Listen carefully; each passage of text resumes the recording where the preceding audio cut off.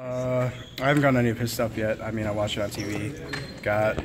I caught the first game in like the middle of a meeting. I was walking by Chad's room and Dave Abloff's room, and they were watching it, so I snuck in there really quick for a couple minutes. And yesterday we got off a little early. I don't know if 8:30 is early really, but I got home, got to watch a little bit of them, so that was really nice. What's it like for you to be back and in the mix? Oh, it's great. I really miss playing football. Mostly I just miss the camaraderie, I feel like. When you're hurt, you're not playing, you have to sit out. You don't get to play with your friends. These guys are your best friends, your teammates, guys you work all year with to achieve your goals. And not being a part of that really hurts sometimes when you're out. How much did it bother you down the stretch last season, having to watch and not being in there and part of it? The thing that bothered me was I felt like I was hanging my teammates out to dry. I know we played a lot of up-tempo teams, and you need depth against those teams. You can't expect 4 or 5 guys to go out there and play every snap against a team that's snapping the ball every 15 seconds. So I felt like I could have done more. I felt like I was kind of hanging them out to dry, for lack of a better term, out there. So that could kind of hurt pretty bad. You were saying at the lineman camp that you felt like you were healthy and ready to go. Are you able to assess it better that you're actually going against people now? Yeah, I mean, there's no substitute for a 300-pound man trying to block you. So it took a couple of days to get back in the swing of things. But, yeah, I feel great. I feel 100%. I feel like I'm in the best shape of my life. Everything's going great. How about the depth as it stands now? They're talking about rolling lines in there. You know what? I'll let Coach Madison, Coach Harbaugh talk about the depth chart. It's not really my place to know and talk about it. Harbaugh was saying that Michael Onwenu is possibly his favorite player on the team, or favorite of the freshmen, that he's doing stuff both ways. So you're going against him and working with him? Yeah, he's a mountain of a man, you know. He's a big guy.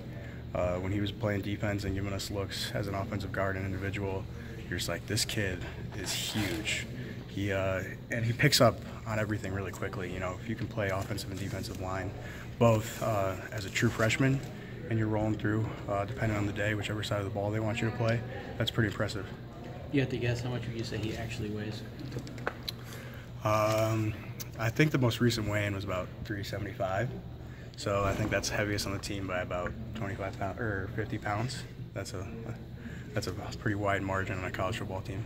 You still can move that. You still can move well with that size. Yeah, he moves extremely well for a guy who's the biggest guy on our team. It's pretty impressive. You said earlier you felt like you could have done more last November. I mean, medically you weren't allowed to play, right? No, I wasn't. I mean, it's just the feeling like I wish I were out there with my guys, but maybe that's just me. I don't know. It was just a weird feeling, like me sitting at home when I've traveled basically every game since my redshirt year, and watching on a couch instead of being there. It was just a little strange. Does it make you reassess things when you coming back into the season? Yeah, it makes you think like this game does end, and having it taken away so abruptly, like if I were a true senior or something, that could have been my last game against Rutgers. So it kind of makes you take every day and cherish it, especially when you're going to play football, and not take the days for granted. Your reaction? What was the rehabilitation period like for you, and recovery period like for you? I spent 6 weeks in an immobilizer, just a little wedge thing right here to keep it still, to let it heal. But our strength training staff and our athletic training staff was great, especially Jason Williams, Michigan grad. He took probably about an hour out of his day every day to work with me. For God knows how long, probably like 10 weeks straight. So that was great. They did a great job. I'm really appreciative of the strength coaches and the athletic training staff for that. What's your reaction to the new boss on defense and what he brings to the table? Coach Brown, he's a man. He's awesome. It's a little different being coached by him. He's not as big a screamer as our pass defensive coordinator, but he gets the point across. And he's a great guy.